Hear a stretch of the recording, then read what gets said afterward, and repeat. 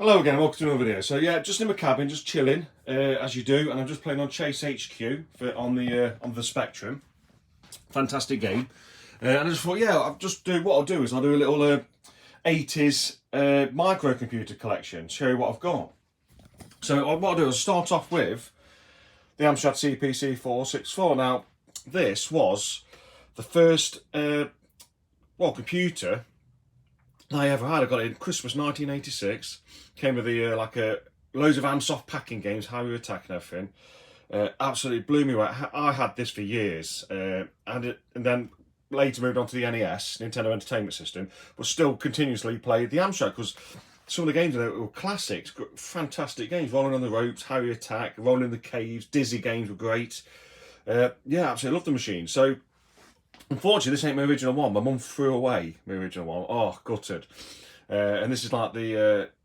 I've got two Amstrads. So I've got one, it doesn't work. I've repaired it, done everything I could, couldn't get it working. This one needed a few, I think it was like RAM chips replacing. I put some socketed ones in so you can replace them easier. And just a new drive belt. And yeah, that one works perfectly. Really happy about that. And then what I've got here, I'll show you what's on this table first. This is my little setup area. And then I'll play on the big telly now, because I did have a little telly, but that broke. But it works well, because I've got everything plugged in. So then I've got the Spectrum, which is the one, this is what I use now for all my Spectrum games. So, yeah, I love the Spectrum. It's got a little USB stick at the back. It's got loads of games. I think it's got 10,000 games on. And, yeah, I use it all the time. So good, just for that, you want that nostalgic hit. If you feel a bit low or work's getting you down, just come in and think, yeah, this is what life's about. It's just, you know, enjoying yourself with a beer and playing on an old game. But yeah, absolutely love the Spectrum. Then I've got the C64 Maxi. That's got a USB stick with loads of games. Now, so these are the three micros I use all the time. Now, the Amstrad I had, all my mates had a Commodore 64, and then a few of my mates had a Spectrum. But my cousin had one, and he used to do programs on it, program games, and he lives in New Zealand now, and he's a game programmer, which I haven't seen him in years, but that's my experience with the Spectrum. I used to try and do a little bit of basic, but I wasn't too good at it. I just wanted to play the games. But yeah, so this is the C64 Maxi by Retro Games, and yeah, I love this. Got the USB stick. I play all the games that my mates used to play and games I've never experienced. So I like what I like about these three machines is each one's got the same games, and each one's totally different ports, visually looking, sounds different, and I love that. So that's what I do. That's why I got these set up, and I can play them on there. You got Chase HQ one in there. Right, so then my other ones I've got just here. I'll get this out and I'll show you.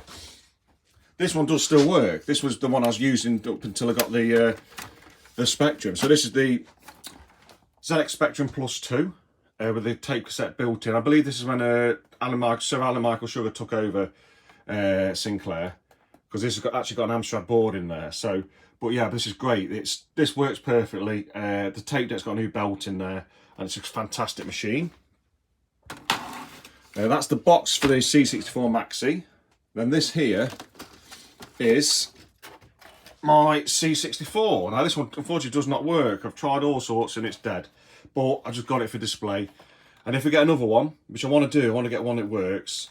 Not that I'd use it, because I use the C64 Maxi now, but this is the Commodore 64 from back in there, the original one, the bread bin one. This is the classic one. Fantastic machine. I'll really show you with one hand, but yeah, great machine. Got that up there, and then that also takes you into. I've got the. Let's move this out of the way. I've got the data recorder thing there, data recorder, the Commodore one, and then I've also got a spare data recorder there that I used to use for the Spectrum. So yeah, so that's in my cabin. That's the setup I've got. So I've got a few on display there. The ZX Spectrum Plus 2, Commodore 64. I want to get a VIC-20 as well, really. That's the box for the C64 Maxi, but that's my current setup. So what I'll do now, I'll do a little cut, and we'll go into my games room, and I'll show you my other micros. They're boxed. We're back in the games room. So yeah, just continuing on from my 8-bit 80s micro collection. So what else I've got is I've got the ZX Spectrum. This is a 48K. and that's fully in the box, and that one's fully working as well. So that's a rubber key model. So that's what the Spectrum is based off. Look at that dust. But yeah, I absolutely love that thing. It's an original box. My next one is it's Spectrum, believe it or not. Even though the Amstrad's my favourite, but the Spectrum had more models, I think, and it's so iconic in it. The Spectrum, it started it all off. So I've got a Spectrum Plus, which is totally different because the Plus 2 obviously has a tape deck on. This one you need a separate data recorder for, and this is 128K. This one is. I won't get it out because it's all packed in really nice. But it's an original machine, but that's a reproduction box. You can tell by the shine. I just wanted to keep it nice and safe, but it comes with all the polys in there. Well, cardboard actually on that one, because you don't want polystyrene with the old machines because the cables react. Something about the gases releasing the polystyrene react with it, and it all fuses together. And then I've got a totally battered ZX Spectrum, another one, Plus 2. So this is another Plus 2 in a original box. It's battered, but it is an original box, and I still love it. And love all the colours on it as well. Great. Let's have a look on the back of that one, see if it's got anything. I don't think it has much on it really. No, it's just the same again, look. And on the back of the ZX, look there, that's pretty cool. I just love stuff like that. Really iconic, really 80s, isn't it, that? And then, yeah, that's the same again, look, on that one. So, but then as you thought, well, if you get my words out, you can also class as the 400 Mini, I suppose, which I'm glad I got that, but I haven't really used it. I've used it twice because I've got no nostalgia for any of the games. Whereas the Spectrum stuff I'm using constantly, the Amstrad I'm using constantly, Commodore I'm using constantly, and the A500, you know, the little Amiga 500 by Retro Games.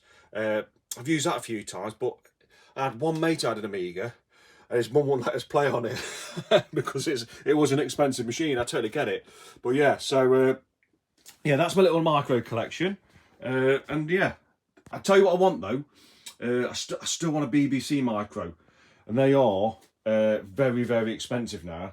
Even if it's faulty, I'll have a go at repairing it because I'm okay soldering and stuff. But yeah, because I've got a lot of nostalgia for the BBC micro because that's the one we used when I was a kid at school. But yeah, that's my little micro collection. Hope you enjoyed it, and I'll catch you next one. See you later.